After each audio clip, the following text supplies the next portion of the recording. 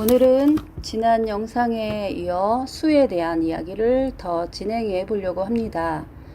오늘 제목을 666의 세계와 999의 세계라고 잡았습니다. 이런 제목을 보시면 일반 기독교인들에게는 전통적인 고정관념 속에 고착이 되어 있는 입장에서 볼 때는 무슨 헛소리를 하고 있냐 그러면서 다소 사이비스럽게 여길 수도 있을 거라는 생각을 합니다. 제가 육체의 세계와 영혼의 세계라고 제목을 달았더라면 이해 못할 분이 없었겠지만 그 표현을 숫자라는 언어로 표현을 하니까 어색하시겠죠. 외국어를 전혀 듣지도 보지도 못한 사람에게 저 생소한 러시아어나 인디언들의 토속어로 말을 한다면 어떨까요? 그런 것들을 숫자로 표현하는 것은 어떨까요? 네, 그런 것은 가능하기는 할까요? 알고 보면 오늘날의 디지털 문명은 모두 숫자로 표현하는 시대이지 않습니까? 숫자가 글자를 대신할 수 있다는 것이 전혀 생소할 수 없는 것인 거죠. 그런 것뿐이 아니라 인간뿐 아니라 세상의 모든 생명체들도 각기 그들만의 세계에서 통하는 언어, 곧 소통 방식이 있죠. 개미의 세계, 꿀벌의 세계뿐 아니라 동물들, 나아가 식물들조차도 서로 소통하는 그들만의 언어가 있는 거죠. 심지어 우리 몸속의 세균들조차도 서로 간에 주고받는 언어가 있는 것은 첨단 과학기술들이 보편화된 지금은 그냥 평범한 상식이 되어버린 수준에 이르렀습니다. 동물이나 식물들 뿐이 아니라 일반 물질들조차도 사물들이 가지는 고유한 진동수라는 매개체로 물질들끼리도 공명현상도 일으키며 뭔가로 주고받는다는 것을 우리는 알고 있습니다. 이런 상황에서 존재 자체가 고차원일수록 더 수준 높은 소통의 수단을 갖고 있다고 봐야 할 것입니다. 우리 인간들은 말이나 글을 통해 그 어떤 사물이나 생명체보다 더 수준 높은 소통을 하며 나날이 인간 세상을 발전시켜 가고 있습니다. 어디 말이나 글뿐이겠습니까? 정신적, 영적 에너지의 교류까지도 가능한 그런 존재인 거죠. 여기에 엄청 중요한 하나의 소통의 수단으로 지금 우리가 논하고 있는 수라는 것 또한 그렇다는 것입니다. 지난 영상에서 666이라는 숫자가 단지 성경에서 말하는 단순한 악마의 숫자가 아니라는 것은 조금 전달이 되었는지 모르겠습니다. 사람들도 작게는 현관 비밀번호나 핸폰 비밀번호 같은 것들조차도 자기 나름의 의미를 담은 숫자들이 거기에 담겨 있는 것이고 개인뿐 아니라 국가적인 큰 일에도 그런 숫자에 얽힌 상징성을 담아서 진행을 하지 않습니까? 중국이 2008년 올림픽을 할 때 팔자를 워낙 좋아하다 보니 개막 행사를 2008년 8월 8일 오후 8시 8분에 했다는 것은 잘 알려져 있는 사실이죠. 뭐 이런 식인 겁니다. 그런 것처럼 하나님께서도 이 우주 만물을 만드실 때 그런 상징적인 의미를 담아다가 만드신 것도 이상한 일은 아닐 겁니다.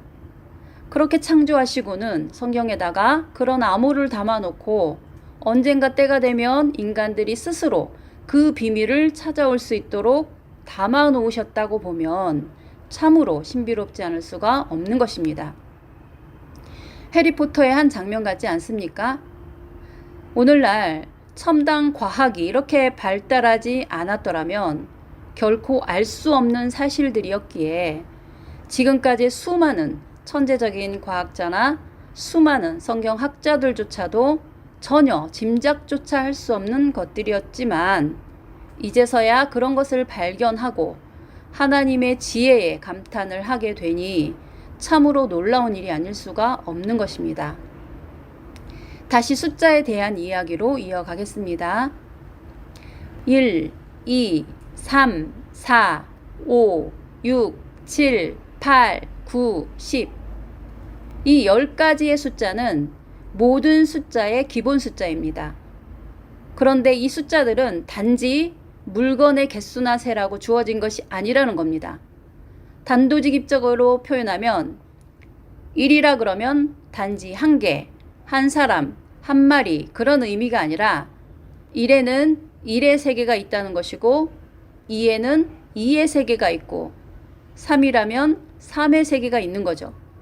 그렇게 7, 8, 9 이렇게 숫자가 커질수록 또 그 나름의 세계가 있는 것이죠.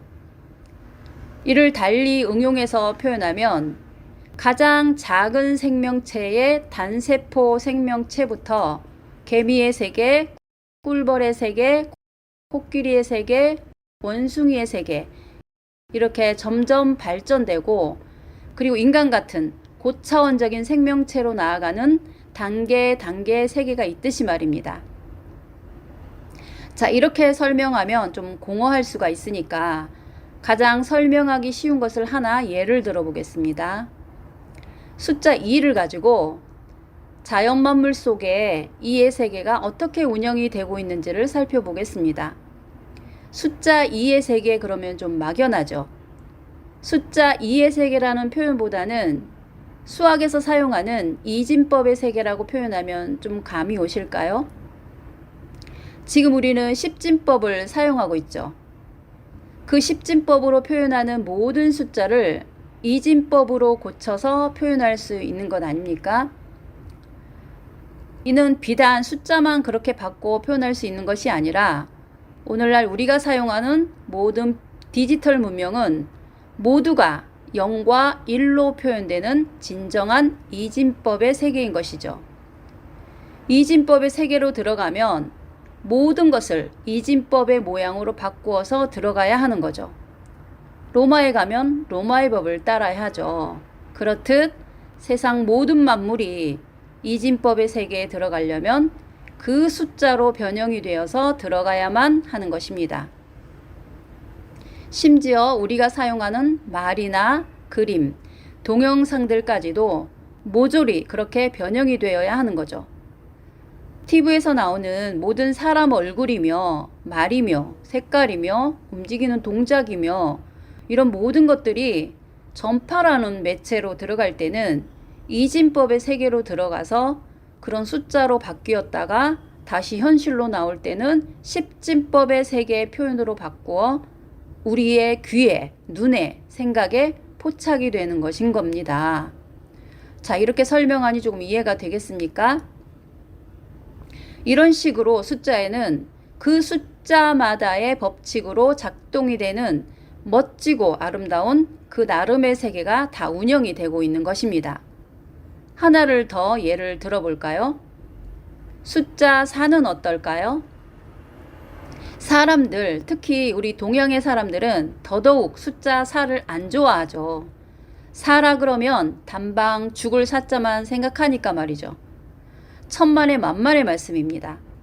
2의 세계만으로도 얼마나 엄청난 세계가 펼쳐지는지를 알았다면 4의 세계는 그보다 못한 세계일까요? 4로 이루어지는 사진법의 세계는 어떤 세계가 있을까요? 궁금하신가요? 네, 그것은 바로 유전자의 세계입니다. 유전자의 세계는 4의 세계인 것입니다. 유전자 잘 아시죠? 그런데 유전자가 왜 4의 세계일까요? 그것은 A, C, T, G라는 4개의 염기의 순혈 조합의 결과로 만들어지는 생명체라는 기계를 만드는 재료인 셈이니까요.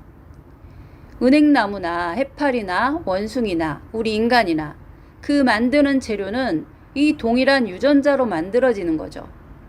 4개의 염기를 어떻게 배열하느냐 그 순서에 따라 해파리도 되고 장미꽃도 되고 똥파리도 되고 인간도 되는 것인 겁니다. 이 4개의 염기는 유전자 세계에서는 우리가 사용하는 훈민정음의 자음과 모음인 것입니다. 이 4개의 문자를 어떻게 배열하느냐에 따라 글자가 달라지고 그 글자에 맞춰진 생명체가 탄생하는 것인 겁니다. 이 얼마나 신비롭고 놀라운 세계입니까?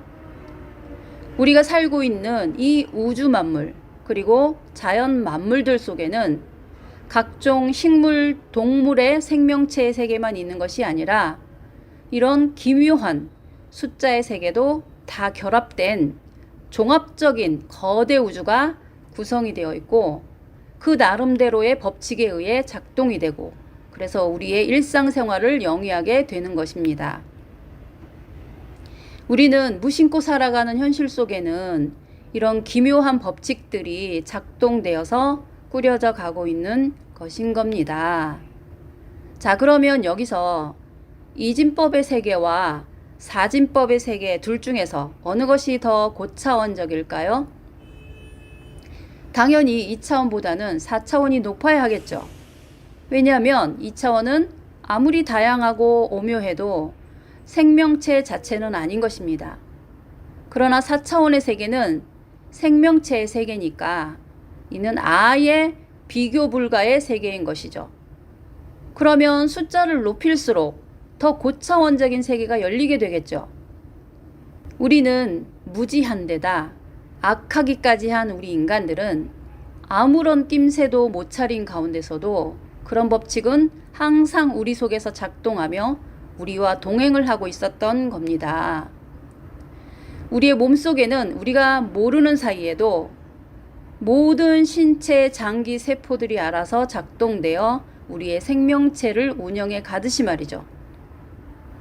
여러분들, 요즘 사람들 조금 살만하다고 해외여행들 많이 다니시죠? 선글라스 폼나게 끼고 해외여행 다니는 것도 좋은 일이지만 이런 신령한 세계를 여행하고 탐험하는 것은 더 비교할 수 없는 행복을 안기는 여행인 것입니다. 영상이 많이 길어졌네요. 오늘 제목 666과 999에 대한 이야기는 다음 시간에 이어가야 할 것 같습니다. 거기서는 또 6의 세계 그리고 9의 세계도 소개를 당연히 해야겠죠. 과연 어떤 내용들이 기다릴까요? 이뿐이 아니죠. 아직 숫자 1에서 10까지의 숫자 하나하나를 다 살펴보려면 좀 더 긴 시간이 필요할 것입니다. 다음을 기약하면서 마지막으로 한 말씀 드리며 마무리를 하겠습니다. 오늘날의 과학이 나날이 새로운 비밀을 밝혀가고 있죠. 아직은 밝혀지지 않은 것들이 많이 있겠지만 그런 것을 탐구하는 과정이 진리를 추구하는 과정 아니겠습니까? 이런 거 저런 거 다 무시하고 먹고 사는 일에만 코를 쳐박고 사는 사람들도 많겠지만 말입니다. 어느 종교, 종파를 떠나서 나름 진리라는 것 찾는 사람들이 많으신데 여기서 제일 문제가 되는 것은 바로 이전에 알고 있는 지식의 한계 속에 갇힌 상태에서 새로운 것을 찾겠다고 설치는 행태들인 것입니다.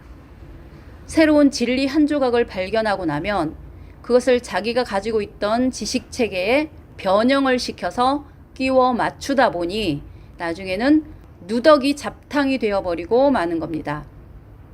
새 포도주는 새 부대에 담아야 하는데 옛날 부대에다가 새 포도주를 담으니까 갖가지 지식들이 합성된 기괴한 괴물들이 탄생하는 것입니다. 오늘날 유튜브를 보면 그런 괴물들이 너무나 설치는 요지경 세상이 되어버린 상태이죠. 성형수술을 너무 하면 어찌 됩니까? 진리는 진실한 사람들이 찾는 것입니다. 옳은 걸 옳다 하고 아닌 걸 아니다 할 수 있는 그런 진실함과 겸손함이 없다면 심령 공부는 도로아미 타불의 정도가 아니라 스스로를 괴물로 만들게 된다는 사실을 유념하시기를 바랍니다. 네, 오늘은 여기서 마무리를 하겠습니다. 다음 시간에 6의 세계와 9의 세계로 다시 만나 뵙겠습니다. 감사합니다.